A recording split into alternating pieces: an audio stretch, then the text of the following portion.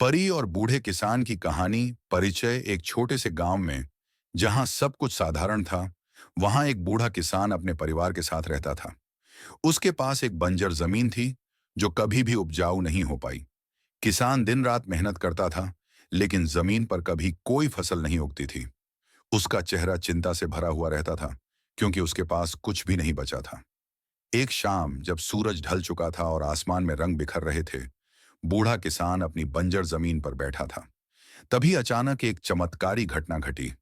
कहानी की शुरुआत किसान ने आसमान में देखा और कहा, क्या कभी मेरी मेहनत का फल मिलेगा? क्या कोई है जो मेरी मदद कर सके? अचानक एक चमकती हुई रोशनी उसके सामने प्रकट हुई।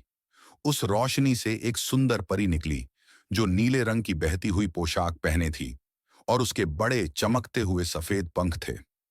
परी ने मुस्कुराते हुए कहा, किसान, मैंने तुम्हारी मेहनत और ईमानदारी देखी है। बताओ, मैं तुम्हारी कैसे मदद कर सकती हूँ? किसान ने डरते डरते कहा, परी, मेरी जमीन बंजर हो चुकी है।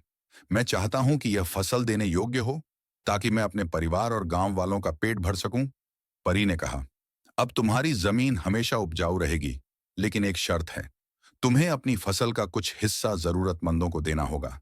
किसान ने सिर झुकाकर कहा, मैं हमेशा दूसरों की मदद करूंगा और इस आशीर्वाद का सही उपयोग करूंगा। परी ने अपनी जादुई छड़ी घुमाई और तुरंत ही एक सुनहरी रोशनी जमीन पर फैल गई। देखते ही देखते सूखी जमीन में हरी भरी फसलें उगने लगीं। किसान की आंखों में खुशी के आंसू थे और उसका दिल आनंद से भर गया।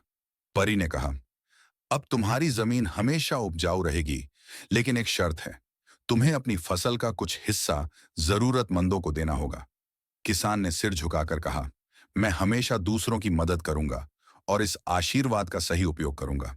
कुछ दिन बाद परी किसान के सपने में आई। वह अपनी नीली पोशाक और चमकते पंखों के साथ सुनहरी रोशनी में प्रकट हुई। परी ने कहा, किसान, तुमने अपना वादा निभाया है। मैं तुम पर गर्व करती हूँ। याद रखना, निस्वार्थता और ईमानदारी से जीवन में खुशियां और समृद्धि आती हैं। किसान ने मुस्कुराते हुए कहा, तुम्हारा आशीर्वाद मेरे जीवन का सबसे बड़ा तोहफा है। इस कहानी से हमें यह सीखने को मिलता है कि सच्ची खुशी और सफलता दूसरों की मदद करने और ईमानदारी से काम करने में है। परी के आशीर्वाद ने किसान को यह समझाया कि जीवन में किसी भी कठिनाई को पार करने का सबसे अच्छा तरीका निस्वार्थ सेवा और दया है।